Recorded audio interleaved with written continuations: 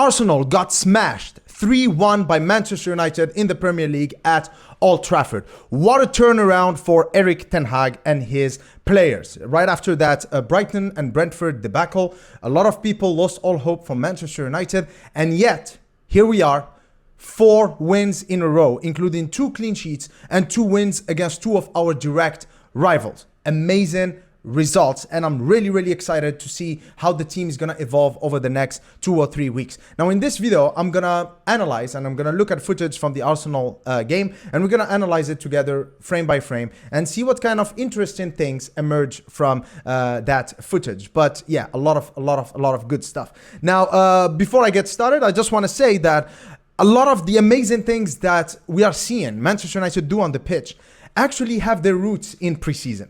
A lot of those patterns that we are seeing now, that people cheer for as they are watching Manchester United in the Premier League, are exactly what Erik Ten Hag was working on with his players in preseason.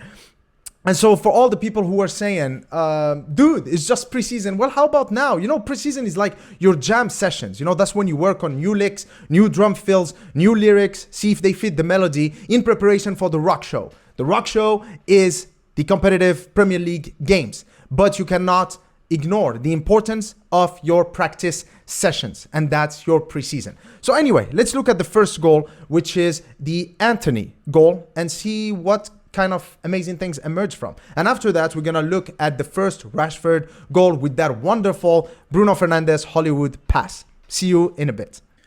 Okay, so the first sequence, the Antony goal, starts with David De Gea. Now, in that video where I talked about Crystal Palace during preseason, 2 of our goals in that game started with David De Gea, and within 15 to 20 seconds were in the opposition's net. And that's exactly what happened this game. So let's look at this pattern. So obviously David De Gea goes towards Lisandro Martinez, and Lisandro Martinez looking for Malacia. Now Malacia is going to do something interesting, but first I want you to look at Scott McTominay here. His movement is key because he's moving forward and he's dragging the Arsenal player with him, leaving Eriksen to be completely free and able to receive the pass.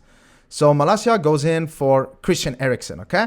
Now, please look here. Look around Christian Eriksen. How many Arsenal players do you see? Well, actually there are 2 banks of 3. So that's 6 Arsenal players. Their whole midfield and forward players are in here. Now, Christian Eriksen is going to play a pass between the lines that is going to take all of them out of the sequence. All of them are going to be out of the game with 1 pass. So Christian Eriksen goes for a ball towards Bruno Fernandes. So as you can see, 6 Arsenal players now are behind the ball, and Bruno Fernandes finds himself in the best position for number 10. That means the ball is at your feet. You have the opposition back 4 in front of you with 3 options in front of you, because Antony, Rashford and Sancho are all still ahead of him. So he goes with the ball, goes through Gabriel's challenge, and then now Sancho has the ball. Sancho has the ball, so now we are in a 3v3 situation. Of course, the advantage gives it to Rashford, who drags Zinchenko towards him in the path of Antony, and goal. By the way, I have to say something about Antony. What a great sign-in and what a great debut for the Brazilian wizard. And what I like about him is that not only is he a very tricky and skillful player who's got great dribbling and great creativity, but also his work rate.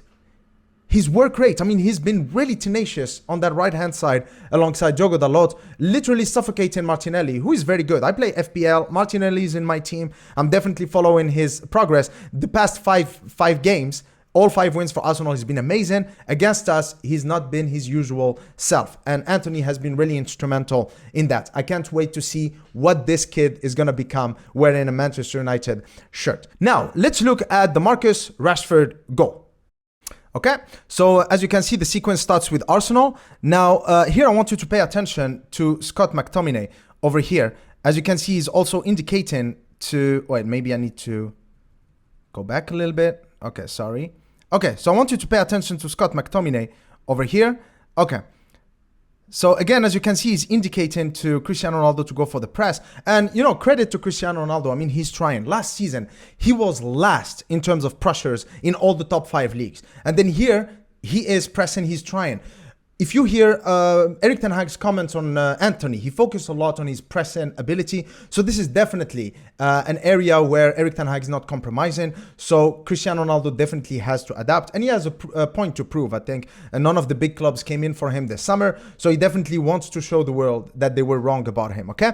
So Cristiano Ronaldo pressing, trying his best. And that, of course, leads to extra pressure on the Arsenal ball carrier. And then, of course, he's going to make a mistake. So as you can see, of course, this is similar to the Liverpool game, playing compact, really tight, really deep, and just waiting for Arsenal to make a mistake.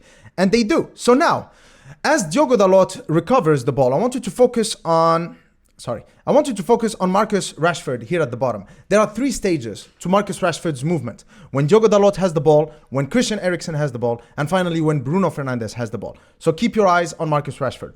So Diogo Dalot recovers the ball, gives it to Eriksen. By the way, it's key for a Manchester United midfielder to always be available to get the ball. Eriksen was made himself available in the first goal, and that's why we scored. Made himself available in the second goal, and that's why we scored. Made himself available in the third goal, and that's why we scored. So Eriksen gets the ball. Now look at Marcus Rashford at the bottom left, jogging towards the halfway line, waiting for an opportunity. Christian Eriksen gives the ball to Bruno Fernandes. Now Rashford is, of course, sprinting. But here is what I want to say. Here is the key thing. Everybody has been talking about Bruno Fernandes' Hollywood pass, which is amazing. But nobody's talking about Marcus Rashford's role in this pass. Because look at his run. Marcus Rashford's run is actually diagonal. So he's actually indicating. He's signaling to Bruno Fernandes, don't send the ball to the left-hand channel. Send it through the middle behind William Saliba's back. And that's exactly what Bruno Fernandes does. Oh my God, amazing. Beautiful for Rashford to run across. And a lot of people always credit the playmaker, the assist provider, right? In this case, Bruno Fernandes. But a lot of people ignore that the run that you as a forward or striker are making actually influences the playmakers behind you. Because depending on the run that you're making, it influences the decision making. So here, Marcus Rashford's role is extremely underrated. Now, of course, the third goal was a piece of magic from Christian Eriksen. Clearly, he can read the game and see the game 2 or 3 seconds faster or ahead of everyone else. Him and Bruno Fernandes for that third goal, they were able to read the situation, identify the opportunity, and act on it before Arsenal could even understand the kind of danger that they were in. So yeah, beautiful goals. And as you can see from these 2 goals, the Anthony goal and the first Rashford goal were clear carbon copies of goals that we've seen throughout preseason. And these are patterns that Manchester United under Erik ten Hag have been working on. And so there is definitely method to the madness at Manchester United this year. I'm sure this season is going to be special. I can't promise anything. I don't want to get carried away, but I like what I'm seeing. The team has structure. I see that there is a plan. And in this kind of situations, all we can do is support the team. Are we going to win every game? Probably not. Are we going to win any trophies this season? I don't know. It's hard to say at this point. But there is a project. For the first time, we can say there is a real project at Manchester United. And that definitely should be a source of excitement for all of us Manchester United fans. I'm looking forward to the next Manchester United game. I hope you guys are looking forward to the next Scarlet Report analysis video. See you soon. Cheers.